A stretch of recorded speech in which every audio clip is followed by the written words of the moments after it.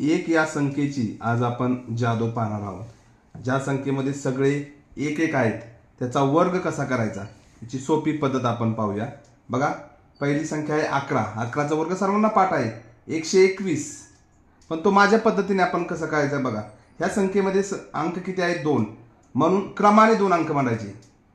1 आणि 2. 2 अंक आहेत म्हणून 1 आणि 2 क्रमाने संख्या मांडल्या. 2 नंतर पाठीमागची संख्या कोणती? 2च्या पाठीमागे 1. झाला 11चा वर्ग 121. दुसरा, आता याच्यामध्ये संख्या किती आहेत? 3 संख्या आहेत.